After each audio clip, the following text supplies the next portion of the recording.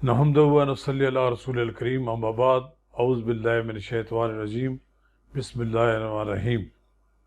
अगर आपने मेरा यूट्यूब चैनल सब्सक्राइब नहीं किया तो इसे सब्सक्राइब करें, इसे शेयर करें और इसे लाइक करें।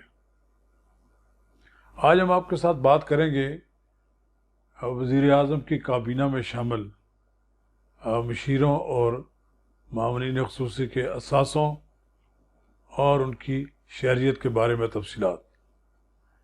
वज़ीर आज़म ने पिछले दिनों वफाकी काबीना के इजलास में फ़ैसला किया कि जिस तरह वज़रा की असासों और उनकी दीगर जो तफसीलात हैं वो इलेक्शन कमीशन में गोशवारों की सूरत में फ़ाइल की जाती हैं, लेकिन चूँकि मामलीन ख़ुसूसी और मशीरान ख़ास ये पार्लियामेंट के मेंबर नहीं होते, लिहाजा इनकी तफसीलात मंजर-ए-आम पर नहीं आती। तो जो मेरे साथ काम कर रहे हैं इनके असासों के बारे में लोग बातें करते रहेंगे, लिहाजा ये लोग इससे कबल के इन पे कोई करप्शन का इल्ज़ाम लगाए या कोई और बात हो तो वो उनको कहा कि सब आप दाखिल करें, अपने अपनी असासों की तफसीलात दाखिल करें। कुछ मशीरों ने तो चूँ चरा की, लेकिन बाहर सबको अपनी तफसीलात जमा करानी पड़ी। लेकिन जब ये तफसीलात कैबिनेट डिवीज़न में आ गई तो वज़ीर आज़म ने इसको कैबिनेट की वेबसाइट पर डालने का हुक्म दे दिया।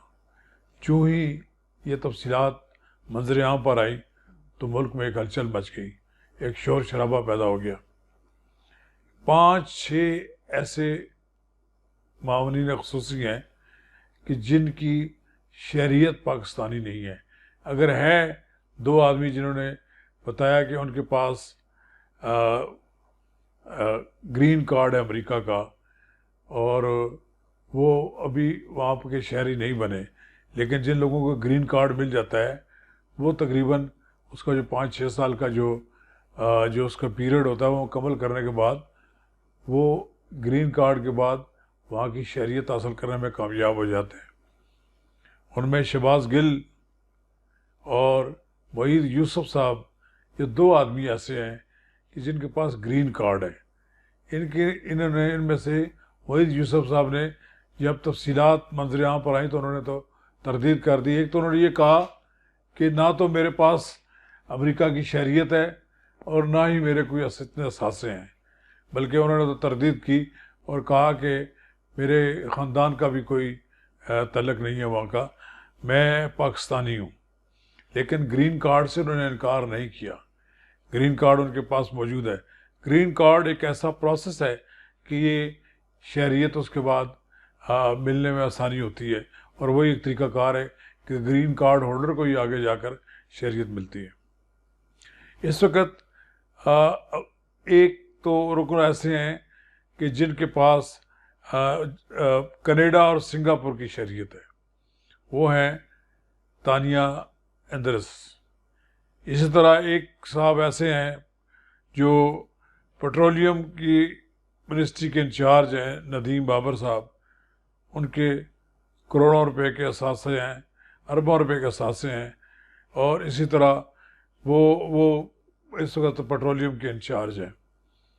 एक हमारे दोस्त मामले ख़ुसूसी जो पार्लिमानी कोऑर्डिनेशन पे की उनकी ज़िम्मेदारी है वो है नदीम अफजल चंद साहब। उन्होंने कभी इस बात को डिक्लेयर नहीं किया कि वो कनाडा के शहरी हैं। बारहा वो कनाडा जाते रहे, शायद तासर यही था कि वहाँ उनके भाई कारोबार करते हैं, लेकिन उन्होंने भी कनाडा की शहरियत ले ली और पिछला उन्होंने इलेक्शन तो लड़ा, लेकिन किसी को इल्म नहीं था कि वो उनके पास कनाडा की शहरियत है, इसलिए वो चैलेंज नहीं हो सके। दूसरे एक साहब जुल्फी बुखारी साहब हैं, उनकी यहाँ पर रिश्तेदारियाँ भी हैं, सब कुछ है। वो बरतानिया के मुस्तकिल शहरी हैं और बरतानिया में भी उनके पास लाखों पाउंड की मालियत की जायदाद भी मौजूद है और वो पाकिस्तान में भी 34 कनाल अराजी इस्लामाबाद में और 1300 कनाल अराजी दूसरी के मालिक हैं। اسی طرح زلفی بخاری صاحب کے علاوہ یہاں پر دوسرے اور بھی لوگ موجود ہیں کہ جن کی یہاں جو پاکستان کے شہری نہیں ہیں، وہ برطانوی شہری ہیں یا امریکی شہری ہیں، انہوں نے ڈکلیئر تو کر دیا ہے کہ وہ دوہری شہریت کے مالک ہیں۔ مطلب ہے اس میں ایسے لوگ بھی شامل ہیں کہ جنہوں نے بتایا کہ وہ امریکہ میں، برطانیہ میں یا سنگاپور میں یا دوسری جگہ ان کی شہریت ہے۔ مسئلہ یہ ہے کہ یہ لوگ بیٹھتے ہیں پاکستان کی سب سے زیادہ طاقتور ادارے میں، جسے وفاقی کابینہ کہتے ہیں، جو ملک کے اہم فیصلے کرتی ہے۔ اس میں سیکریسی کی باتیں ہوتی ہیں، کئی باتیں حلف اٹھایا ہوتا ہے لوگوں نے، جو ارکان ہوتے ہیں کابینہ کے، وہ کابینہ کے اندر کیے جانے والے فیصلوں کے ساتھ عام لوگوں کے ساتھ شیئر نہیں کریں گے۔ اور یہ جو 15 آدمی ہیں، انہوں نے میں کسی نے حلف نہیں اٹھایا ہوا، یہ لوگ عام شہری ہی سمجھا جائے ان کو تو بہتر ہے۔ یہ جب سے کابینہ میں بیٹھتے ہیں، ملک کے اہم فیصلے کرتے ہیں، اور بعض فیصلے تو ایسے ہوتے ہیں کہ جو کسی دوسرے ملک کے تک پہنچنے میں کے راستے میں بڑی سختی کے ساتھ کنٹرول کرنے کی ضرورت ہوتی ہے کہ کہیں یہ چیز باہر نہ جائے۔ لیکن جن لوگوں کو وزیر اعظم نے اپنے ارد گرد اکٹھا کر لیا ہے، ان میں سے جو غیر ملکی شہریت کے مالک ہیں، ان کے بارے میں تو کوئی آدمی نہیں کہہ سکتا کہ جناب آپ کی وہاں کس کس سے روابط ہیں، کیا کیا آپ کی وہاں مطلب تعلقات ہیں۔ لیکن بہرحال یہ لوگ بیٹھتے ہیں، ان کو نہیں بیٹھنا چاہیے۔ اب اس بات پر کہ وفاقی کابینہ کے اجلاسوں میں مشیر اور جو بیٹھتے ہیں دوسرے معاونین خصوصی، بلکہ آپ یہ سمجھ لیں کہ ایک بہت بڑا مجمع لگا ہوتا ہے جب وزیر اعظم کابینہ کا اجلاس بلاتے ہیں، تو اس میں بہت بڑی تعداد میں کابینہ کے ارکان کے علاوہ مشیر اور معاونین خصوصی اور دوسرے لوگ بھی بیٹھے ہوتے ہیں، ایک بہت بڑی تعداد بیٹھی ہوتی ہے، مجمع لگا ہوتا ہے۔ تو اس مجمع کو اب انہیں مختصر کرنا پڑے گا، انہیں اپنی کابینہ کے وہ اجلاس کہ جن لوگوں نے حلف اٹھایا ہوا ہے ان کے علاوہ کسی کو اس میں نہیں بیٹھنے دیں گے۔ یہ ایک پاکستان کی سیکورٹی کا ایشو ہے، اور اب اپوزیشن کے ہاتھ میں ایک نئی بات آ گئی ہے، ایک نیا پنڈورا باکس کھل گیا ہے۔ اب تو اپوزیشن آڑے ہاتھوں لے گی وزیر اعظم کو، اور وزیر اعظم کے خلاف آج ہی بیانات پاکستان مسلم لیگ نون کی ترجمان مریم اورنگزیب نے، پاکستان پیپلز پارٹی کی شہری رحمان نے اور نفیسہ شاہ نے بیانات دیے ہیں، اور کہا ہے کہ وزیر اعظم ان سب کو فارغ کریں۔ اور یہ ابھی مطالبہ کا پارلیمنٹ میں بھی ہوگا اس کا بارے میں، کیونکہ ایک نیا ایشو سامنے آ گیا ہے۔ میں یہ سمجھتا ہوں کہ وزیر اعظم کے لیے بھی بہتری اسی میں ہے کہ وہ ان سے جان چھڑائیں جو لوگ غیر ملکی شہریت رکھتے ہیں۔ دیکھیں، اس ملک میں غیر ملکی شہریت رکھنے والوں کے لیے پارلیمنٹ کے دروازے بند ہیں، وہ پارلیمنٹ کا الیکشن نہیں لڑ سکتے۔ جو لوگ امریکہ کے شہری رہنا چاہتے ہیں، برطانیہ کی شہری رہنا چاہتے ہیں، فبیا، ہم نہیں ان کو اصرار کرتے کہ وہ اپنی شہریت چھوڑ دیں، لیکن یہ نہیں ہو سکتا کہ دو ملکوں کی شہریت تو وہ انجوائے کر رہے ہوں، اور ایک خاتون تو 2 غیر ملکی ہیں اور شاید تیسری شہریت ان کی پاکستان کی ہو، تانیہ صاحبہ کی۔ یہ اگر غیر ملکی شہریت کے مالک لوگ پاکستان کے بارے میں آ کر فیصلے کرتے ہیں تو یہ ایک مطلب ایشو ہے، اس کو سالو کرنا ضروری ہے۔ یہ ہماری سیکیورٹی کے اداروں کو بھی سوچنا پڑے گا کہ ہمارے ملک میں ایسے لوگ موجود ہیں، ہمارے اداروں میں بڑے بڑے عہدوں پر بیٹھے ہوئے ایسے لوگ موجود ہیں کہ جن کی رسائی ملک کی اہم فائلوں تک ہو گئی ہے۔ یہ میں سمجھتا ہوں کہ یہ بڑا اہم مسئلہ ہے، اس کو سالو کرنا چاہیے۔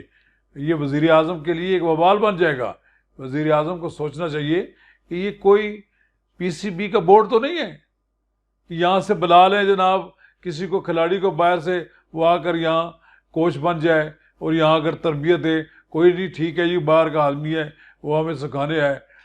لیکن یہ پاکستان کی وفاقی کابینہ ہے، اس کا کوئی رکن غیر ملکی شہری نہیں ہو سکتا، کوئی رکن، کوئی مشیر، کوئی خصوصی معاون جا کر کابینہ کے اجلاسوں میں نہیں بیٹھتا، وہاں بڑی اہم باتیں ہوتی ہیں، اہم فیصلے ہوتے ہیں، اور میں یہ سمجھتا ہوں کہ یقیناً اس بات کا نوٹس سپریم کورٹ بھی لے گی، اس بات کا نوٹس ہماری سیکورٹی کے ادارے بھی لیں گے، اور اس سے قبل کہ بہت خرابی ہو جائے اور بہت شور شرابہ ہو جائے اور بہت بڑا یہ ایشو بن جائے، وزیر اعظم کو چاہیے کہ ان سب کو چلتا کریں۔ نہیں کرنا چاہتے تو انہیں کہیں کہ وہ اپنی شہریت ختم کریں، جیسے فیصل واڈا کا بھی ایک ایشو چل رہا ہے کہ جب انہوں نے الیکشن کمیشن کو اپنے بیان داخل کیا اور بتایا، اس وقت تک وہ غیر ملکی شہری تھے۔ ابھی اس کا مطلب یہ ہے کہ پاکستان میں تو کوشش کی گئی کہ غیر ملکی شہریت رکھنے والے لوگوں کو بھی الیکشن لڑنے کا موقع مل جائے، لیکن نہیں ملا۔